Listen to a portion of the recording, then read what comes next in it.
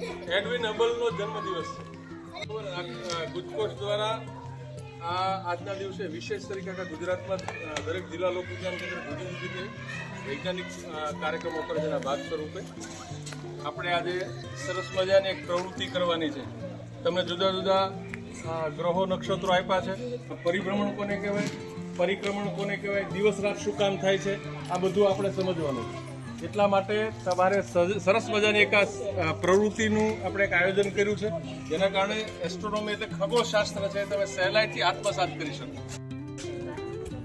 પૃથ્વીની બાજુમાં આવશે તો તમને ખબર છે પૃથ્વીથી સૂર્યનું અંતર કેટલું છે? અહીંથી આપણે સૂર્યનું અંતર માપવું હોય તો કેટલું હોઈ શકે?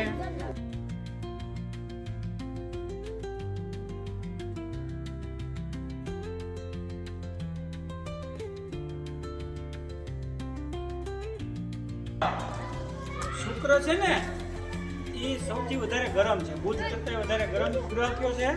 શુક્ર। હવે શુક્ર પછીનો ગ્રહ કયો આવશે? પૃથ્વી, જ્યાં આપણે વસવાટ છીએ। ચાલો પૃથ્વી પછીની આ ગ્રહ છે ને વલયો ધરાવે છે, એટલે આપણે એને પાઘડીયો ગ્રહ પોતાની ધરી ઉપર ગોળ ફરે છે, એને કહેવાય પરિભ્રમણ। શું કહેવાય? પરિભ્રમણ।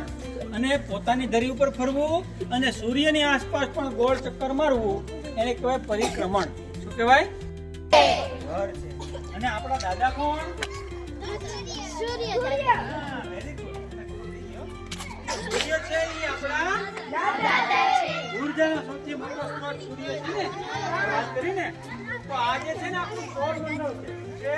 તો આપણે સૌર તારામંડળનો આપણું જે સૌરમંડળ છે ને એનું નામ મંદાકિની છે। તો આપણા સૌરમંડળમાં કુલ કેટલા ગ્રહો છે? સૂર્ય શું છે? તારો। સૂર્ય છે એ તારો કહેવાય। શું કહેવાય?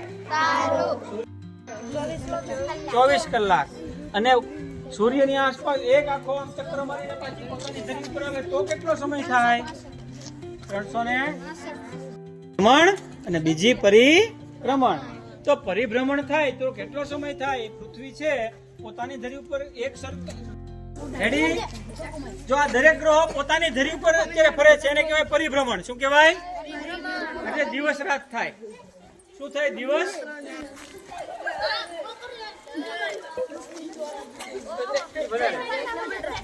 જો આ બે પ્રક્રિયાઓ થાય છે, કઈ કઈ પ્રક્રિયાઓ થાય? કઈ કઈ પ્રક્રિયાઓ થાય છે? પરિભ્રમણ અને પરિક્રમણ। આ બે પ્રક્રિયાઓ આપણે સાથે કરીએ છીએ। ધીમે ધીમે આવતા રહ્યો, પાછા પોતાની ધરી ઉપર આવીને ઉભા રહી જાઓ। ધીમે ધીમે,